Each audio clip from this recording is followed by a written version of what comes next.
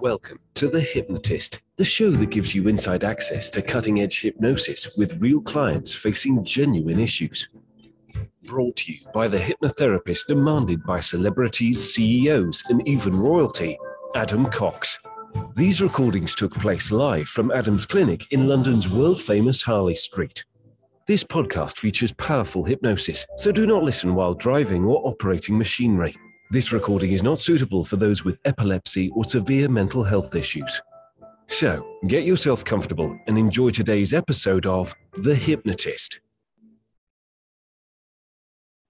Hi, it's Adam here, and in today's episode of The Hypnotist, this is actually something that I'm recording while streaming live just under an hour before the start of a new year. And I thought it would be a good opportunity to create a hypnosis session that really enables people to leave behind those things that won't serve them in a new year. And I think it's very easy to fall into the trap that if you have got any guilt, any resentment, any frustrations, even if they are hugely justifiable, rarely does it serve you to take those unresourceful states into a new year when that new year is an opportunity for a fresh start. And there's many metaphors that you can look at, for a new year. And what I like about the new year is that it represents a new chapter.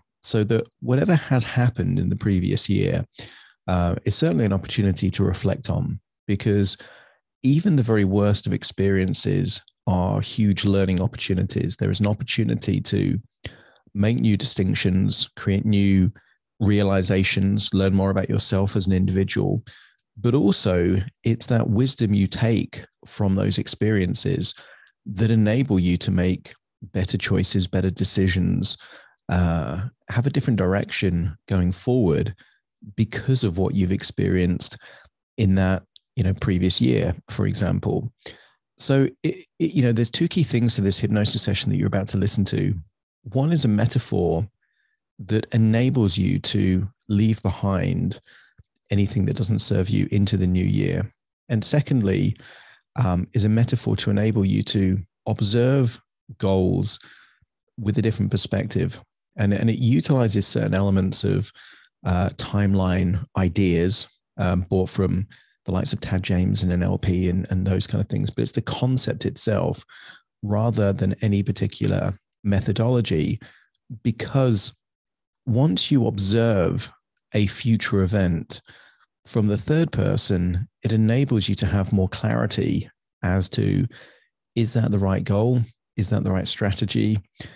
And most importantly, if you achieved that particular outcome, would it give you those things that you really wanted?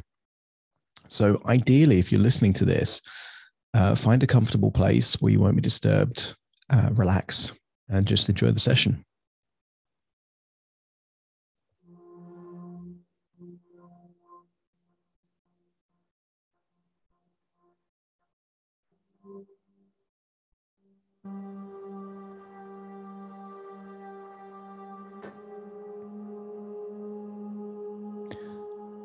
Take a deep breath in. And as you breathe in, imagine breathing in a feeling of calm and relaxation. Breathing in that sense of relaxation, and as you exhale, just allowing feelings of tension, stress, or anxiety to leave your body in your outward breath. That's right. Really get a sense that as you breathe in through your nose, you can feel that resourceful feeling of relaxation going in and tension going out. And you know tension is leaving because you notice those areas in your body where tension is there, perhaps around the eyes, the neck, the shoulders. And in that outward breath, you can't help but notice the releasing of that tension. And sometimes you can help that process along. But on the inward breath, you can increase the feeling of tension by deliberately tensing muscles wherever they may be in that tension that you feel it, so that when you release that tension and exhale, it takes it to a deeper feeling of relaxation than was there before. And you don't have to force yourself to do that. You can just gradually increase tension on the inward breath and release it on the outward breath. And your body will quickly learn that this simply helps you to go deeper and deeper, relaxed.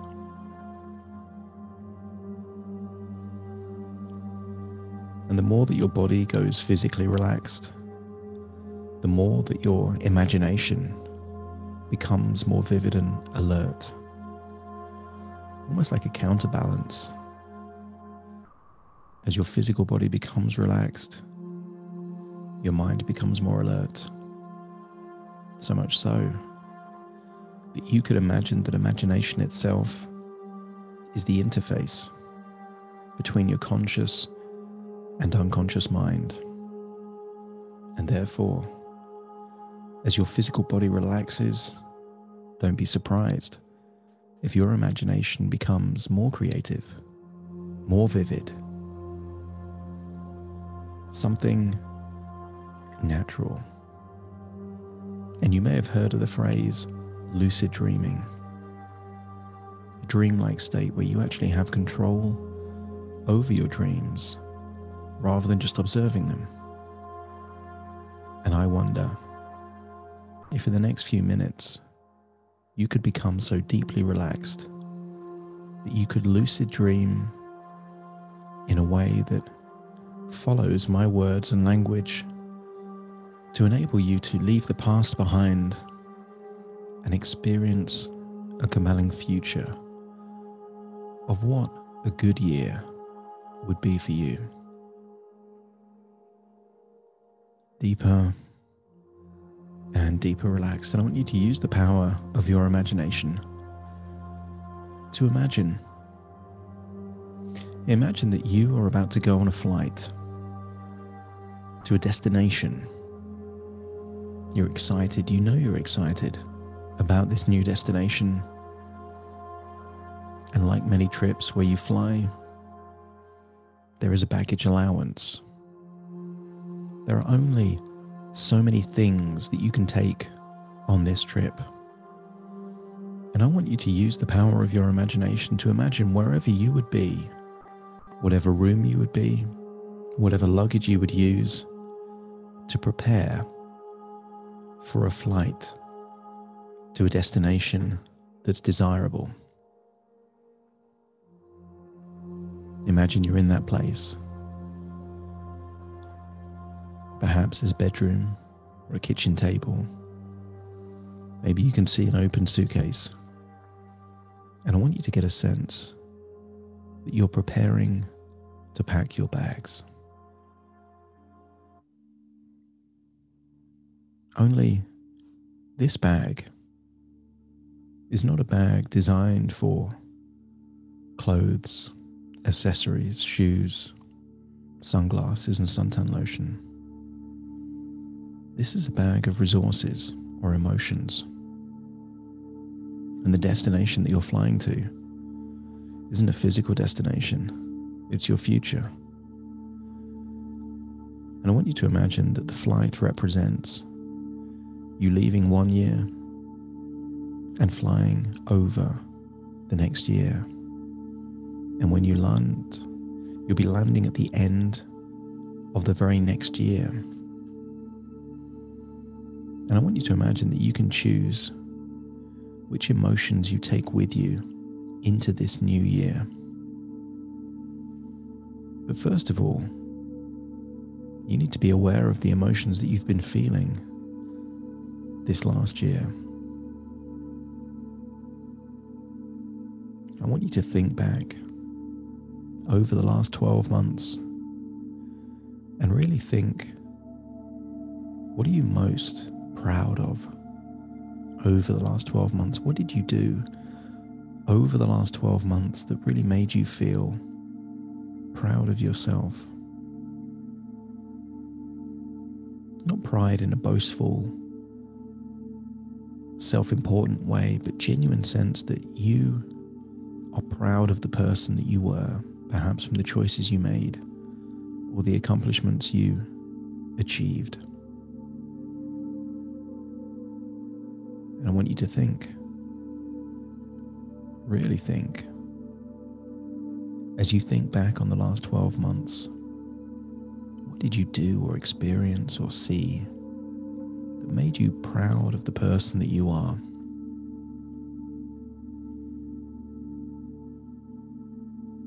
And when you remember that memory, I want you to imagine stepping into that version of you at the point where you had that peak feeling of feeling good about yourself.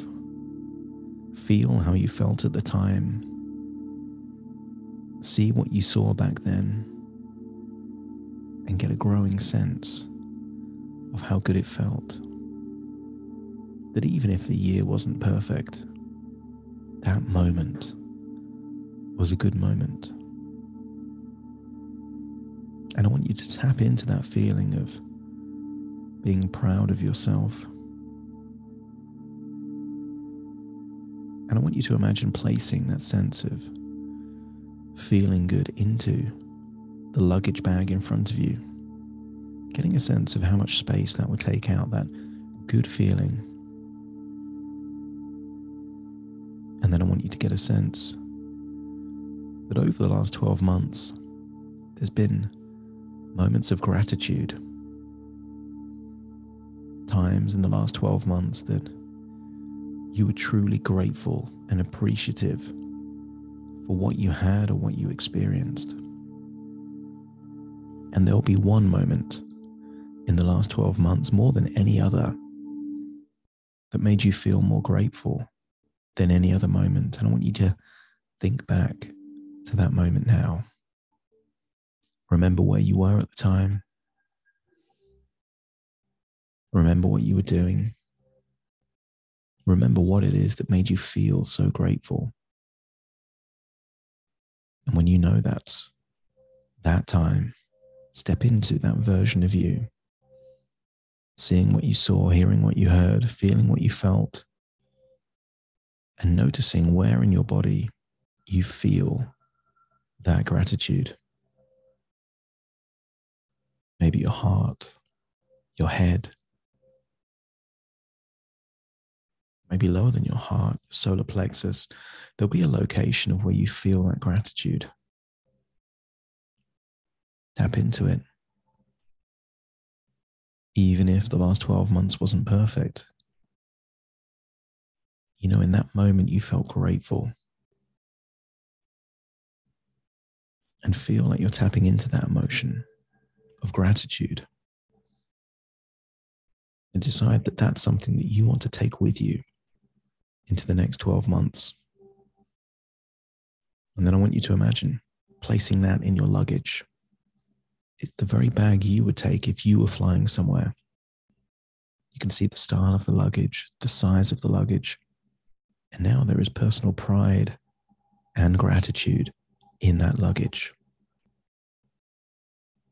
And maybe it's taking up half the space or maybe just a quarter, but you'll know how much space is occupying by just personal pride and gratitude. And then I want you to think of when you felt love in the last 12 months. It doesn't have to be romantic love, sexual love. It could be love for a pet, a child, an experience. But really get a sense of when you truly felt love or loved in the last 12 months. Remember that moment. And firstly, observe it. Observe it as if you're observing yourself like you're someone else. And then imagine stepping into that version of you, really being in that moment again.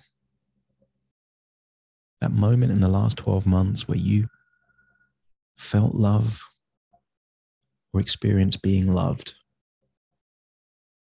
And maybe the location in your body where you feel that emotion, maybe it feels different to personal pride and gratitude. Maybe it has a different location. You just know that it feels good. This is a resourceful state. Notice that in and around that time when you felt this emotion, when bad things happened, you could handle them easier.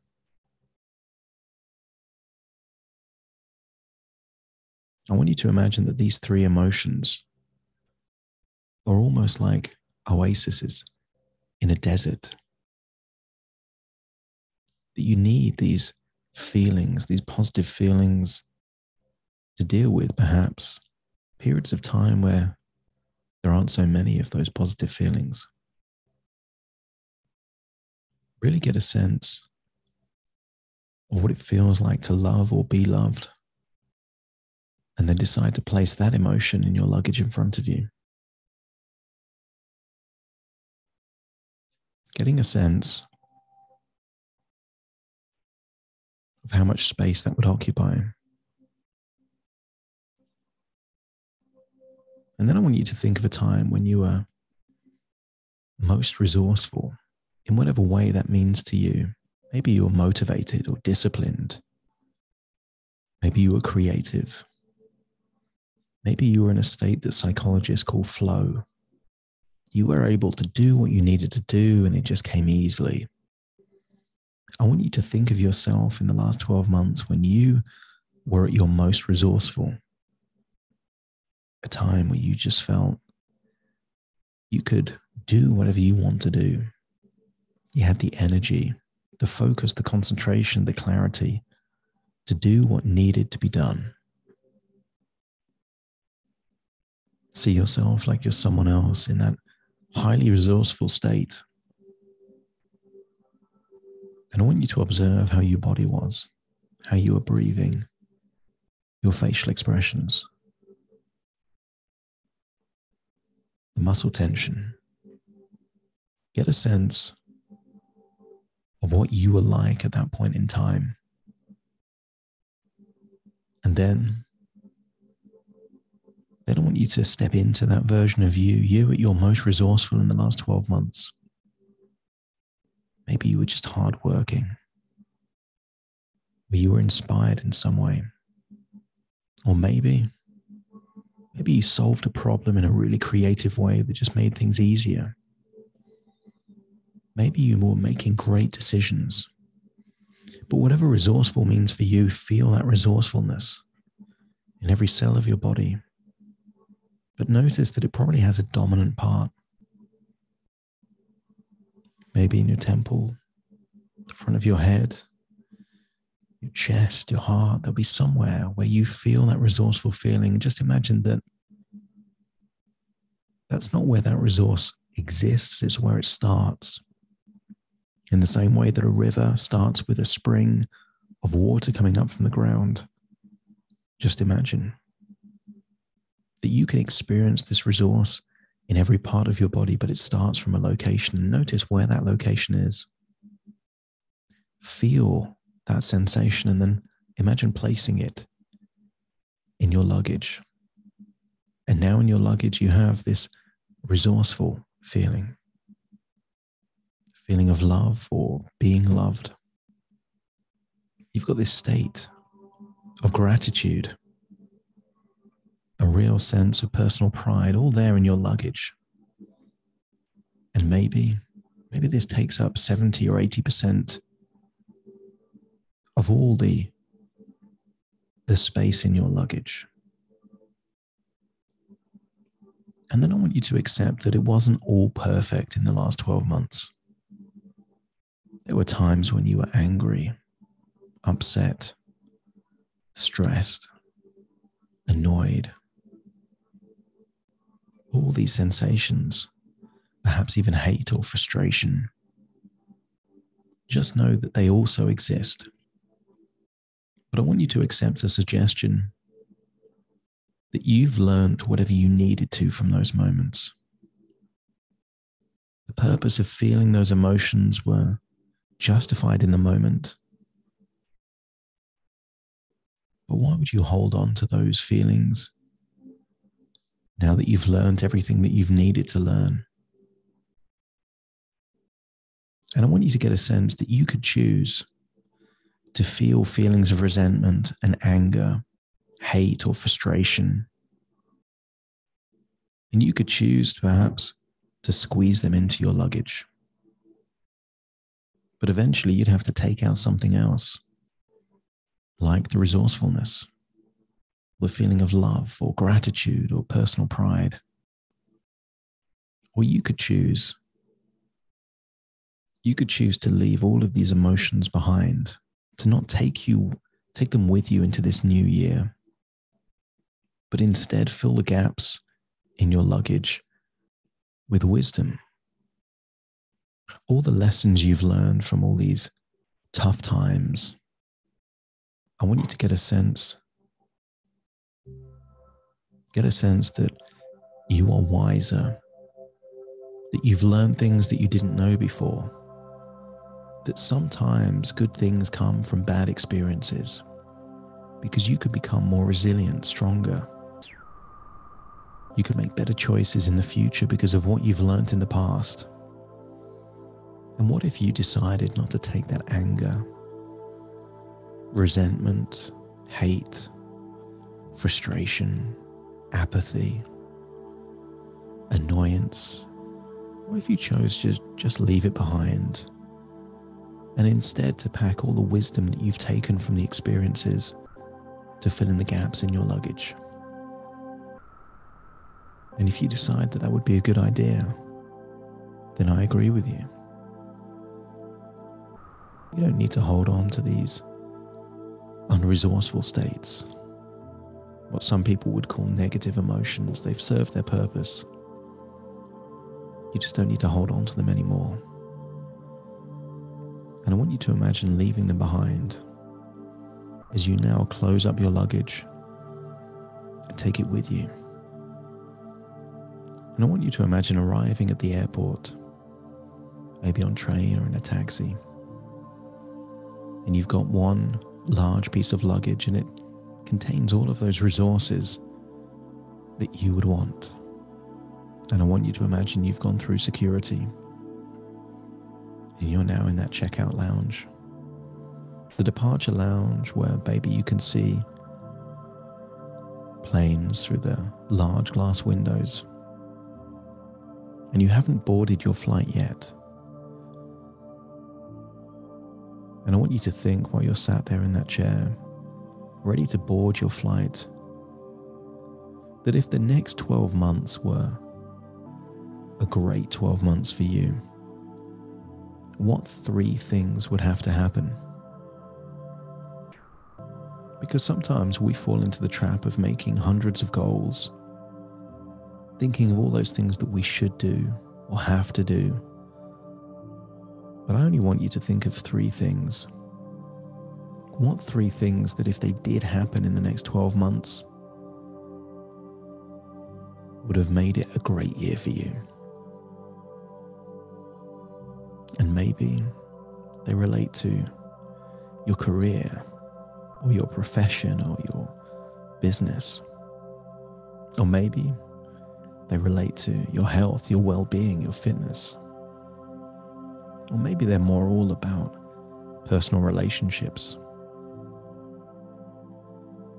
new experiences, seeing new things and doing new things. Or maybe it's financially related. You get to decide where this flight is heading to. It's about to depart soon. It's flying to your future. You've left all of those disempowering resources behind, and you're choosing to take those things that are going to help you on this journey. But I want you to think of that first thing. What would it be in the next 12 months that if just that one thing happened, you'd be happy with the year? And then think of the second thing. What would that be like? What do you need to do, experience, have? And then that third thing. Really think about the question of what would need to happen in order for it to have been a great year. And then perhaps over the speaker you can hear it's time to board your plane. And you do. Only this is a plane, not to a physical destination, but to your future. And I want you to imagine that you are flying over your future. You're flying over the next 12 months, observing you. What do you need to do, learn? What steps do you need to take to make progress on those 3 different areas of your life, those goals? Maybe you have to make certain choices, decisions. Maybe you have to do certain things. And I want you to imagine that you observe yourself almost from above, flying above your future. You're seeing yourself do whatever you need to do, to go wherever you need to go. Sometimes you have to make tough decisions to really prioritize what's important. And maybe there's a time requirement to do some of these things. In which case, I want you to observe from above that you're doing less of those things that just waste your time, and see yourself doing more of those things that would enable you to make actual progress in these 3 areas of your life. Maybe you're watching less TV, spending less time on social media, and instead learning more, working on yourself more, putting the effort, putting the work in that's actually going to make progress in these areas of your life that are priorities for you. Maybe you see yourself making choices, booking tickets, agreeing to new relationships. Observe yourself from above, and the weeks turn into months. And you can see that you're making progress in these key areas of your life. It's not easy, but it's worth it. And I want you to observe that in each 3 of these areas, maybe there's setbacks, but you can see yourself with those resources of resilience, determination, discipline, motivation, that even when there's a setback, you continue to make progress. You learn from your setbacks. You dust yourself down, get yourself back up, and continue to make progress. And in doing so, you become stronger, more resilient, even more determined. And perhaps as you fly above your future, you see yourself actually achieving 1, 2, maybe all of these. And notice that there are unintended positive surprises on the way. Things you never set out to do, but you experienced anyway. See the key milestones over that year, significant birthdays, holidays, key moments, and know that you contributed to those good moments by the choices you made and the way that you felt about yourself. And then perhaps on this plane of your future, you hear the captain saying that you're going to be landing shortly, knowing it's coming towards the end of the year.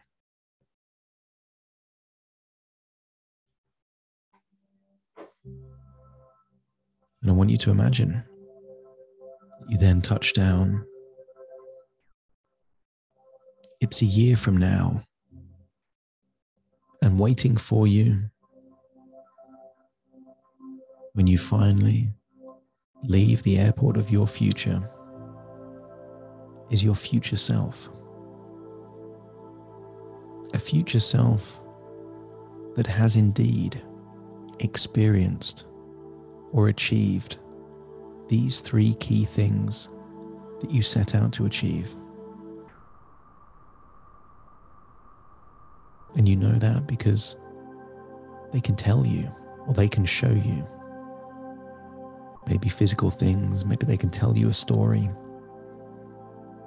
Maybe they have pictures of certain key things that happened in that last 12 months. But just know that this is a future version of you, and that you have all of the resources necessary for you to become this future version of you. They don't just tell you that they did it, but they tell you how they did it. What was necessary? What was the thing that really made the difference? What enabled them to get over that inertia, build up the momentum, and do what was needed to create that outcome, create that result? And then they tell you how they felt when they finally had those 3 key things that they were aiming for, and then they happened. Because when you set out to achieve something, it makes it all the more powerful and profound when you experience that thing. It takes out this idea of luck and fortune and makes you the captain of your own destiny. And I want you to get a sense that this future version of you is just one of many possibilities. That there are many other airports that this flight into the future could have ended. Airports where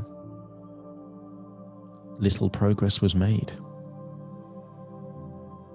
Airports where you meet a future version of yourself that held on to that feeling of anger or resentment or hate or whatever it might be. And perhaps they had a very different 12 months, but this 12 months that you're experiencing now, this future version of you that utilized those resources and focused on just 3 key areas of your life, seems happy. Because it's not about achieving 100 goals. It's about honing in to those that really make a difference. Give yourself a hug. Tell that future version of you that you're proud of them, and hear back that they have confidence and belief in you that this will be the airport that you fly into in 12 months' time.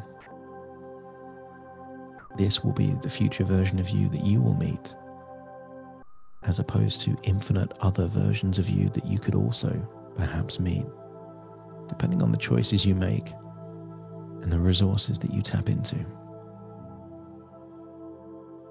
Now it's time to say goodbye to your future self.